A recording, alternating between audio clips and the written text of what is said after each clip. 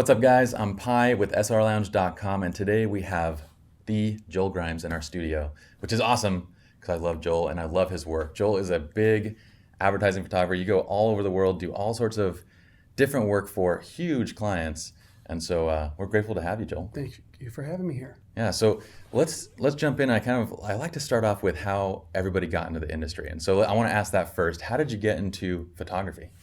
Well, from a little, as a little kid, I always had this interest in drawing or doing something, I guess you would say, on the creative side. Mm-hmm.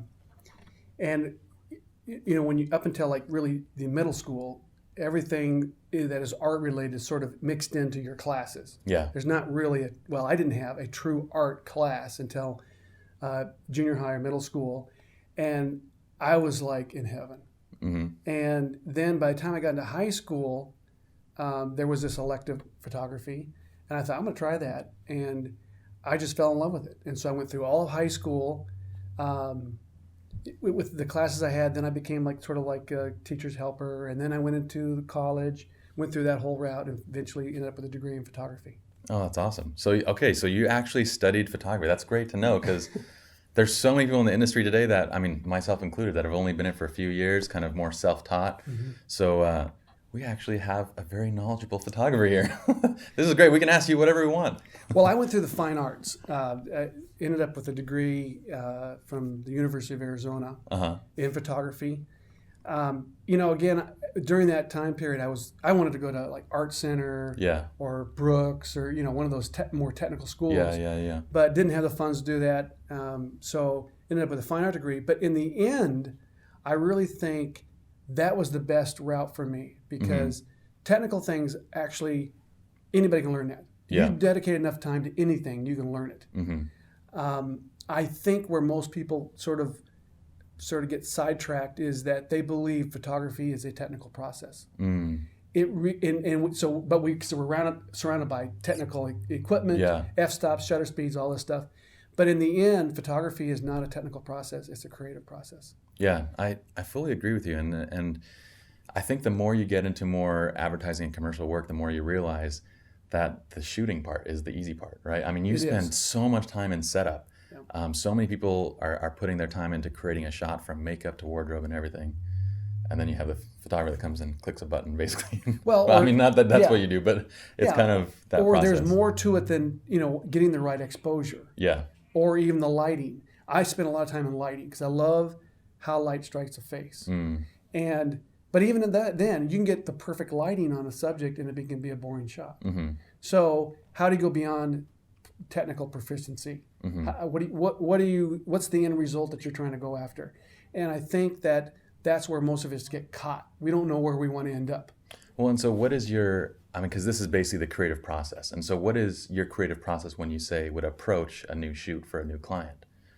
Well, first of all, what I hope is that a client's hiring me because I've already established a certain branding or look. Mm-hmm. You definitely have the look. Yeah. Like, it's very signature Joel Well, there's Grimes. a reason for that. Yeah. Okay.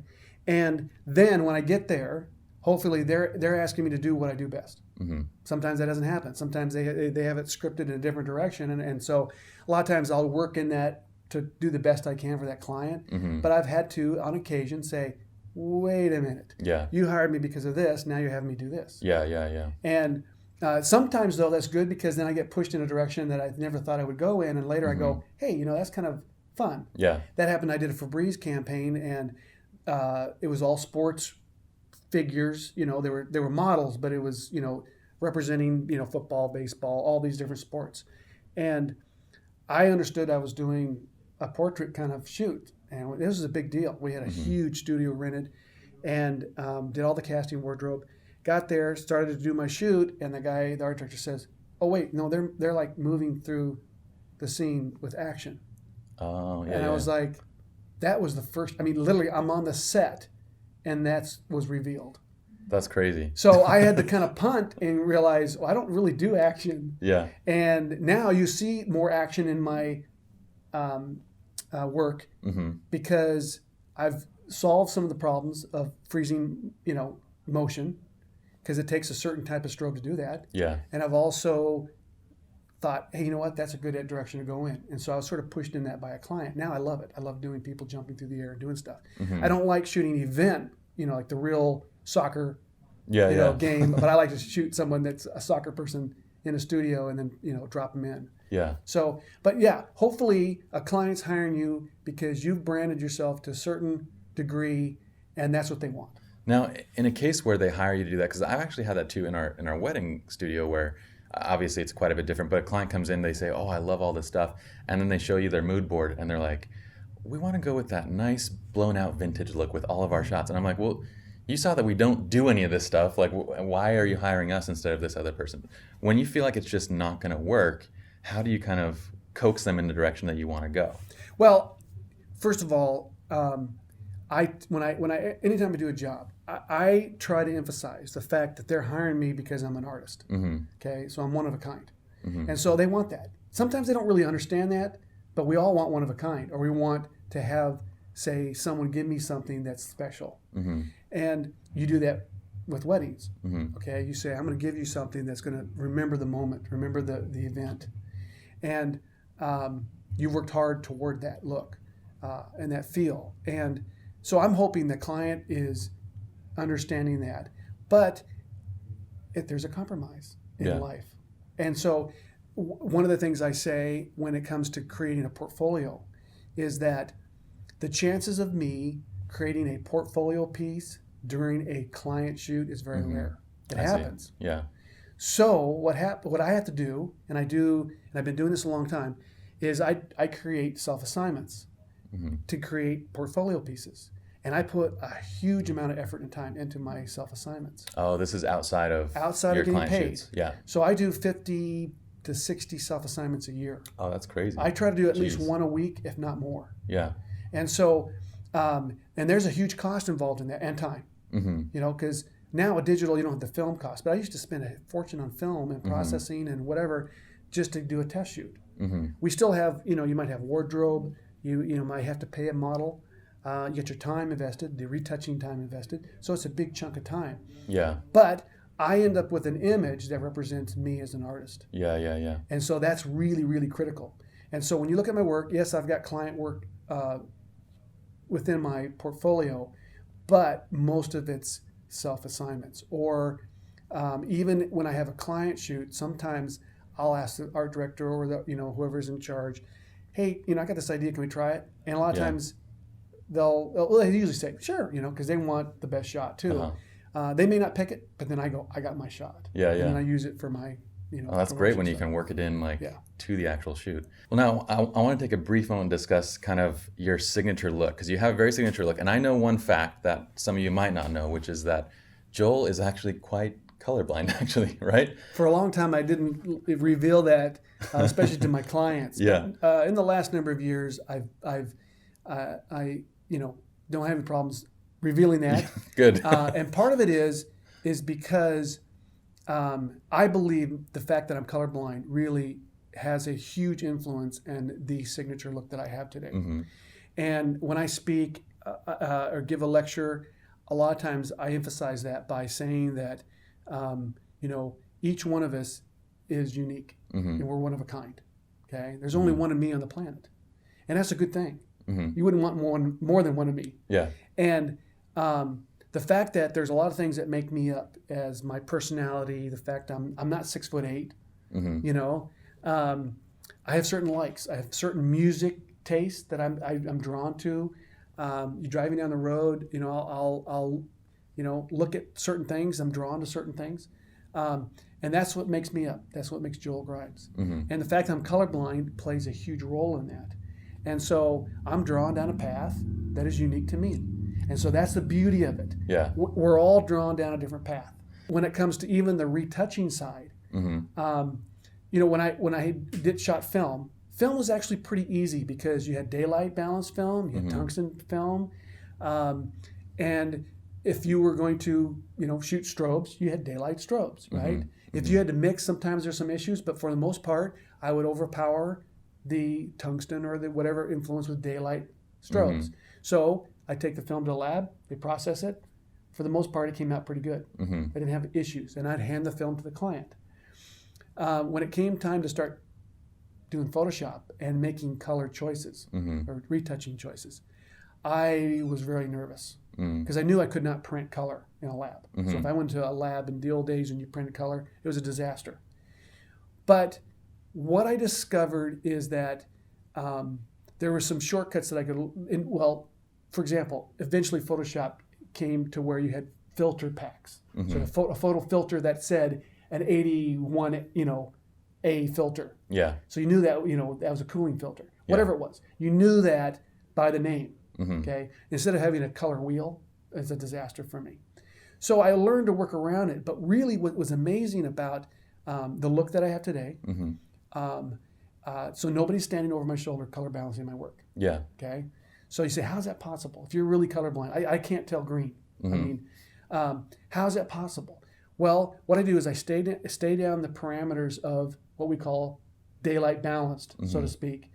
But I have all these influences. I do all this Photoshop techniques that create this look. And I let my intuition tell me if I'm on track or not. Mm. And I'm confident that my intuition, given the fact that I'm one of a kind on this planet, is going to be the best end result for who I am. So, Yeah. so if you were to work and watch me do a photo, you would say, Joel, that's getting a little too warm, or there's an influence here, it's not daylight's balanced, or whatever. And I say, I'm not worried about that. So I work down this path. Then I get to the end, and I say, this is a Joel Grimes photograph. Yeah. And everyone goes, that's really cool. Yeah. Now, if I was to try to deliver a color balanced image to a client, I would be in trouble. Mm-hmm. But that's not what I'm trying to do. So that's why I don't do, say, interiors as an architect. Mm-hmm. It has a lot of color balancing. Yeah. Yeah. Okay, I'd be lost there. But I'm doing what I love to do, and what I'm creating is a look that says this is an artistic expression, not a technical, perfect representation of reality, which is impossible to do anyways, by the way. Yeah. A photograph is not reality. Mm-hmm. And there's times we think it is. So I take a picture of you and you go, hey, that's you. Mm-hmm. Well, it's not really you. It's a Yeah. representation of you. So if I take and tweak that into an artistic expression, and it's still you, but yet it's got maybe a mood or a feeling to it that brings out who you are, then it's a success. Mm-hmm. Who cares if it's color balanced? Mm-hmm. So I don't worry about color balance. I just work in the direction that fits me and my intuition. And in the end, I go, I like it. And that's the most important thing. Most photographers, or what we would say is artists, are afraid to commit to their intuition Mm-hmm. because they're thinking they're going to get critiqued. Yeah. Someone's going to like it. Someone's going to come along and go, oh, by the way, that's not perfectly. Well, and there's always going to be people that don't like it. That's the point, is that no matter who you are, how good you are, if we could even rate talent, which is impossible to rate, if you could take the most talented person on the planet and they refine a craft, not everyone's going to like it. Yeah. Well, we're dealing with like one of the most subjective areas too. I mean, this is art, right? That's right. So, I mean, how many times in a movie do you I always see this, like, whenever someone like critiques my work, I always think of like a movie and there's so many millions of movies, but they'll be in a gallery and they're like, what do you think about this? And I'm like, disgusting. And like, they'll like move to the next one. Exactly. But like, that's exactly how it is. It's so subjective and is. one person can love it. It is. But your style is amazing and it fits you so well. And I mean, if I were to describe it, I would describe it as kind of a desaturated, but yet you still have a lot of dynamic range in the shots, but it's desaturated, very poppy, very high contrast, absolutely gorgeous images. And when you tell the story behind it that when I read that Joel's partially, if not a lot, colorblind, I was like, this kind of strikes a chord with me because I'm actually partially colorblind as well. And I'm like, because my partners are, whenever we're out driving or something, they're like pointing out cars. And I'll say, what color is that pie? And I'm like, purple. And they're like, no, it's gray. Yeah. And then they're like, how do you do our post-production in our studio? I'm like, I don't know. When it comes to, because I'm the one that developed the post-production, the style in the studio as well. And they go, how do you post-produce when you're colorblind? I'm like, I don't know. I guess you kind of find a way that it works for you. Yeah. For me, it's relative colors. I can tell relative colors. And so that's kind of how I work. But it definitely struck a chord with me because I think a lot, and I read somewhere that most males are to some degree colorblind. Yeah. Right? Yeah. In fact, that's why in labs you have mainly women that do the retouching or the final color choices. In fact, that's crazy. I was talking to one of the labs, White House or Miller's or whatever, about this, and they said, yeah, we got like 30 women that do all the retouching of the color, color balancing I'm like, wow, not one guy. So yeah, we are, typically a little bit colorblind, and some of us are more than others. But I think that there was one point in my career, or actually early on, where I went, this could be a problem. Mm-hmm. And it gave me a little bit of a fear. And Mm-hmm. I think my high school teacher told me, don't let that ever, keep you from chasing your dream. And so, I think, I stored that away and I just kept plowing ahead. Mm-hmm. And there have been times and even now, there are times if I'm in a client situation where I'll give the client an option, because I give them a PSD file where they can take and fine tune some of the color balancing. Mm. And even taking like a campaign, you put the campaign all up and you can say, okay, that's a little too warm. Let's take the warmth out of that so that they all match. Yeah. So a lot of times I'll tell them, you'll need to do the final, adjusting of that color balancing. So, and they're fine with it. Well, it's really cool. You developed a really unique style, and I think like most big photographers, when I think of Dave Hill, when I think of you, when I think of all these big names, everyone at this point has a distinct look that people are going for, and that's really what you need. And you definitely got that. So let's go rewind back a second. You're out of college. You've graduated. I mean, how did you make that transition from going from basically student life or from amateur to professional? I mean, what were you doing to get your first clients? Well, through college, I worked all sorts of jobs, from construction to you name it, putting air conditioned units in Tucson in the 110, 20 degree heat. Gnarly. But I had I painted houses and I had a paint company. And so I was forced to put bids in, fulfill my duties, with a client type relationship. So I had some. You're learning business. I was learning business. Yeah. And how to get jobs. Yeah. You got to go up to a construction site and say, hey, I'm available. Yeah. So I had a little bit of that, and when it came to photography, I didn't have a clue. I mean, my fine arts degree really didn't say, here's how you make it in the real world. Okay, even when you go to one of these top schools, I think they fall short in really preparing you for the real world. I agree. And part of it is that the most successful people on the planet aren't the best. Let's say in photography, aren't the best photographers. It's the ones that learn how to market and how to get the work. And I used to do this all the time. I'd have an assistant, first, day on the job, and I'd ask them questions, about what they're doing. I say, what's the difference between me and you? And they're like, you're really good? No, the fact is you probably know more about photography than I do, but the difference is I got the job. Yeah. So I get 10 times what you get paid. Yeah. Because I got the job. Yeah. So getting the job is huge. Learning how to do that. So when I graduated from the University of Arizona, I came out to LA for 3 months, assisted Bill Robbins, who now teaches at Brooks. And he was kind of a celebrity photographer. And I remember what was really interesting about that experience. I had no strobe experience, studio experience, portrait. I was a landscape. At that time, I was shooting all landscapes. And I remember, watching him work. And even though I didn't understand the process, why he put a light here or did all this, I remember thinking, I could do this. So there was a little bit of, maybe it was naive, but I was like, I could do this. Yeah. And so 3 months of that, I moved forward, and a buddy and I went to Denver and set up a studio. And he was an art center graduate, and he understood marketing. And that is really what I think saved my butt, was that hanging around him and understanding how to make a cold call. So my first year in business, and believe me, it wasn't easy. I was shaking. I was so nervous when I first started making cold calls, was that I made over, I think, 3,000 cold calls. Well, you did photography cold calls. This is for your photography studio. Who Well, were you calling? Ad agencies, design firms, anyone, corporate direct.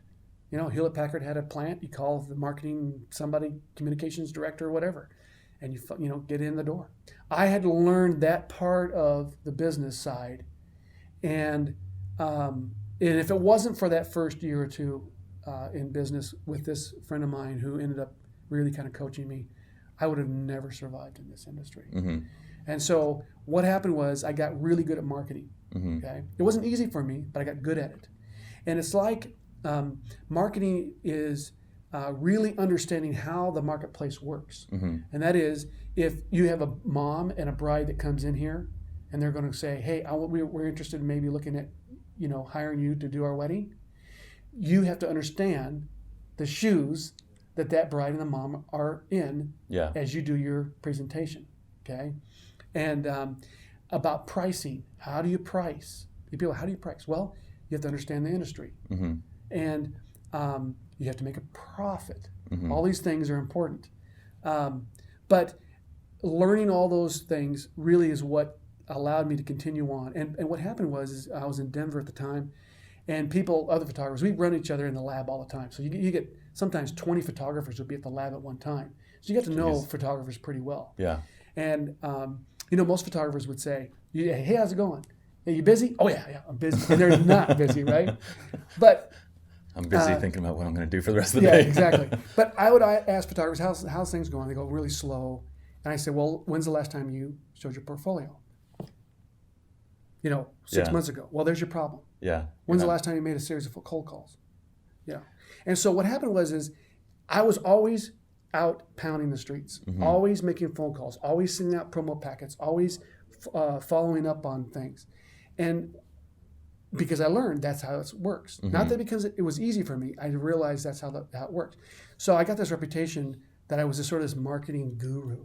I was this marketing genius. In fact, when I speak at Photoshop World, I have a thing, how to become a marketing genius. Yeah. And the first thing I say is, you don't have to be brilliant. Yeah. Because I'm not.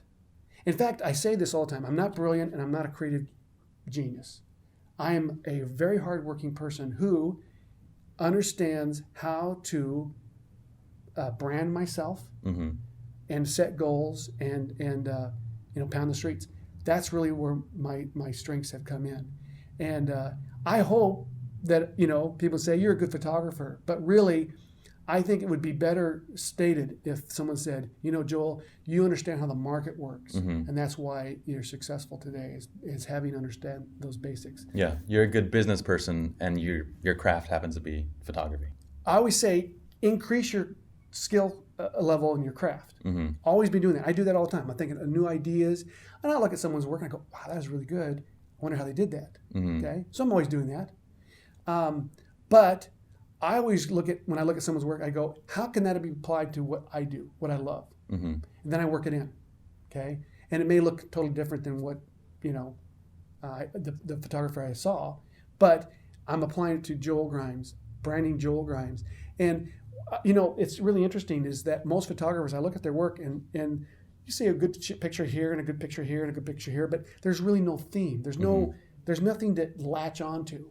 And we are, as human beings, we're really kind of, we have short memories. And the old saying is that, you would go to a client and you make your presentation and you had, red apples, okay? And they have a job with yellow apples or green apples, a different color apple, right? And they don't hire you because you didn't have any green Didn't apples. have the red apples for them. Yeah, and that happens. Clients are that short-sighted sometimes. Yeah. And so when you brand yourself, hopefully people remember you because, hey, Joel Grimes, edgy sports portraits, or whatever it is that I'm branding myself. Yeah. And then the jobs come along. I've had really good friends who I've known for 20 years that are very successful in this industry. When I started doing this look about 5 years ago, kind of edgy portraits, really, 3-edge lighting, gritty kind of look. One photographer in particular called me and said, Joel, you're really boxing yourself into a corner with this one look. I said, absolutely, that's my goal. That's my point. And he's like, what? In fact, I was doing a lot of testimonial ads. Yeah. Very like healthcare related, banking industries, like lifestyle kind of stuff. But it was really, it wasn't edgy at all. Yeah. And he's like, what about these clients? They're not going to go for that. Yeah.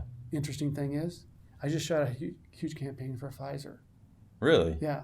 With the same look? AZ look, yes. Wow. And so those kind of clients are now coming to me and saying, we want this edgy look, because they're getting tired of the same old boring, lifestyle stuff. They want it to increase the edginess. So what's really funny is, I have this saying when I talk about, the trends, how to follow trends, how to know where the trends are going. And I have this statement, would you like to know where the trends are going? Everyone's like, yeah. Well, I go, first of all, it's impossible to know. You can't know, but you can set the trends. And people get really like, wait a minute, you're saying it's possible for me to set trends? And I go, absolutely. Yeah. I mean, trends are being set all the time, right? Who's setting them? It's someone who takes their own uniqueness, builds a certain look, repeat it over and over and over again, do it really well, and then the world takes notice. Not everyone's going to like it. And that you stick to your guns, right? Stick because to it. like your friend said, had you taken his advice at that point and said, you're right, I'm pigeonholing myself, I'm not going to do this, then you get sidetracked again. That's right. Because you're trying to follow the trends or what you think is hot. If you think, oh, that's hot, I'm going to go after it, it's too late. Yeah. Typically, it's too late. Yeah. It's being able to say, this is who I am as an artist. You're right. Stick with your guns on that, and then let it run its course. People say, well, how long can you do this look? I go, as long as I am happy doing it, and as long as people are hiring me. There is a time when I was doing large format Type 55 portraits. For 7 years, I went all over the world shooting ad campaigns with this 4x5, shooting Polaroid negative film. I developed that look. You probably don't know about it. Yeah. But that was before you were probably into photography. It was before I was into photography. But I developed that look, okay, and I stuck with it for 7 years. And then one day, I realized it's come to the end. Yeah. It's ran its course. And that's when I went and did this look I'm doing right now. Well, and it's also why you're doing your side shoots, right? Because I'm sure you're testing out new techniques and new things on these 50 or 60 shoots that you're doing a year. That's where you're developing whatever new you have for next year, for whenever you feel like it's ready. That's right. So that's a really important part of, I think, the growth of a photographer is that time you take. And I'm really impressed that you actually do that. It's amazing to see how much time you're putting into your craft when you're not specifically working for a client. It'd be easier to sit down and watch a football game on a Sunday afternoon. And I love football. But you know what? In the last 5 years, I've watched maybe 4 football games. Are you serious? Yep. So what are you doing? Okay, no shooting, no nothing. What are you doing in Joel's spare time? I sit down and I'm probably retouching. Retouching is the single biggest chunk of my time right now. So if I shoot for 2 hours, I bring someone in, I shoot, boom, boom, an athlete. But how many hours am I going to be retouching? 3 days, 2 days? I don't know. Wow. Okay. I mean, I'm pulling this background, I'm doing that, or I'm going out shooting backgrounds. Yeah. So Sunday afternoons are a great time to shoot backgrounds because there's not a lot of people. So if you want to get into an arena or something that, hop a fence and, shoot a high school, You heard it here, guys. Hop a fence. Well, I'm really careful. But the fact is I'm shooting backgrounds, I'm retouching, if I'm not in the studio or marketing, whatever. But really, Sunday afternoons are now dedicated to that, not watching football games.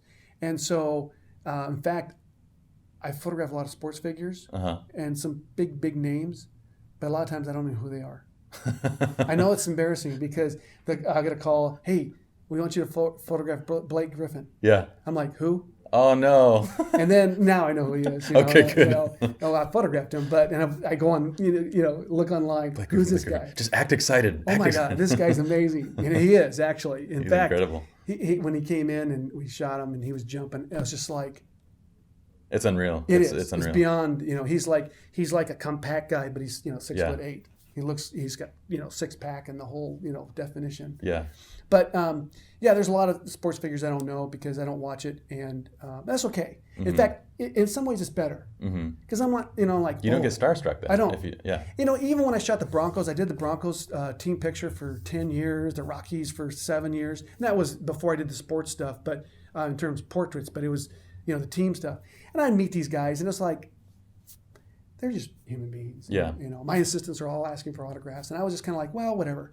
So I think it's good that I'm not starstruck, but I love to make people look larger than life. I like to make them look better. So Blake Griffin's a pretty amazing athlete. We all know who he is, but I want to make him look better than anyone else. Yeah. More intense, more, that 6-pack look tougher than he really is. That's what I want. And so when I have just a regular athlete come off the street that I've maybe picked out, I do the same thing. I approach the same ways. I want that person to look amazing. Yeah. Well, I saw your shots of Blake and they were incredible. And I have a question on that too, which is when you're dealing with these big name celebrities and they're coming in, What is typically the workflow like? I mean, are you basically, because I know a lot of photographers that shoot celebrities, they literally have like 5 minutes with this person before they got to run and go to their next thing. Do you find that you have a lot of time with them, or is it pretty like you got to have everything ready to go? They just come in to shoot the shot and leave? Many, many years. I've shot, congressmen, billionaires, Mm-hmm. CEOs, whatever. And it's been like that. You have to be on your game. You have everything set up. They come in and, you don't have much time. Typically, it's like, and I was photographing this billionaire once, and You say billionaire? billionaire. Billionaire. Okay. He I thought that's what you said. Well, the agency, was like, this guy's really tough. He's gonna be a pistol, and he hates photographers. Blah blah blah blah. And they said, you have 15 minutes. And I was like, 15 minutes? That's plenty. Uh-huh. They're like, you sure? And so I had everything set up. Had assistants sit in. We actually had a guy with a suit come in and sit and check my lighting. And then he walks in the door. And everyone's like, on needles. And they said, this is Joel Grimes, the photographer. And he looked at me and he said, you have 5 minutes. Wow. And they'd given me 15, and now he cut it to 5. And I'm not that quick, but I said to him, don't worry, I can do it in 2. And he sat down. I went through 10 exposures, and I was done in 2 minutes. Wow. And he's like, you can keep going. I go, no, I'm done. And I got my shot.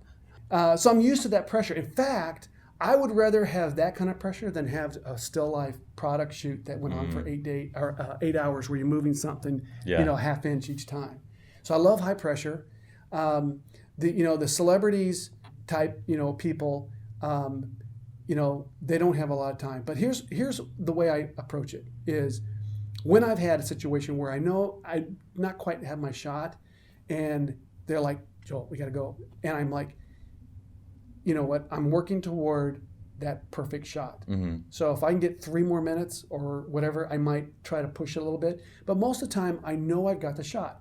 So let's say I got to do a headshot of Blake. I've got to do waist up, full length, and him jumping. Okay, so I got 4 things I got to do in 30 minutes. Yeah. Okay, so I go to my headshot, and boom, boom, boom. I know that in maybe 10 frames in 3 minutes, I've got my shot. I'm not going to sit there and wear that time down. So I go to the next thing, waist up, then I go to full length, and then I'm having jumping. And usually, I kind of have a good sense. I know it's working, and I'm not going to beat a dead horse in the ground. I think most photographers are very insecure, and they're like, Did I get it? Did I get it? And I've done this. I've come up to photograph someone that's like a congressman or something, and they're like, last photographer took an hour. Yeah. And I'm like, if you give me 10 minutes, I will get an amazing picture. And they're like, 10 minutes? You can do it 10 minutes? I go, yeah.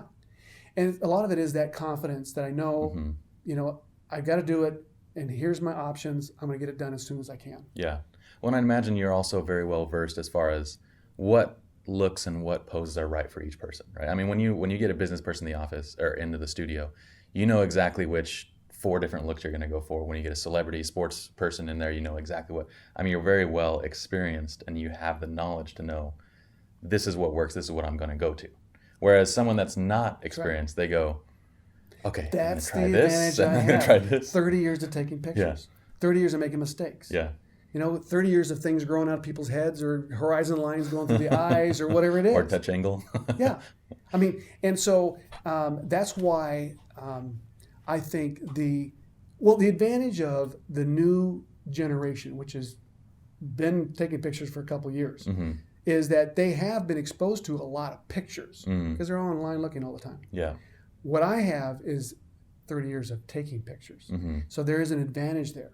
Yeah. Now, I think that today you can learn in about 2 years, 3 years, what took me 10. So let's say I'm 30 years into this industry.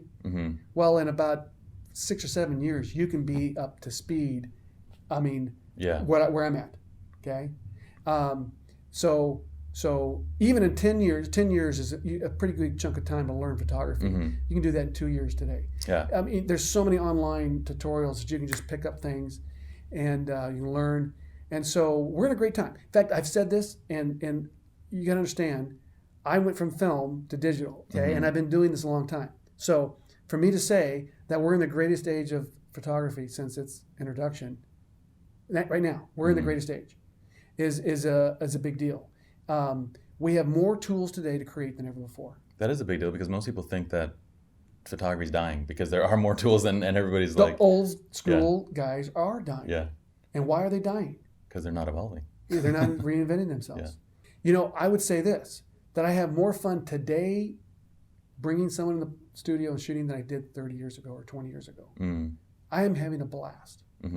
And I had a good time 20 years ago, 30 years ago. I've always loved this. But the reason why I have more fun today is because there's more tools to create. Yeah. And so, I think I'm also confident in what I'm doing. Doesn't mean I'm, invincible, that I don't ever question myself. But for the most part, I know this is where I want to end up. Okay? And so when I bring someone in or I have an idea, I know where I end up. Now, there's times I experiment and I go, oh my gosh, like I came up with something I never even thought of. And it was sort of a stumbled accident. And that's fun too.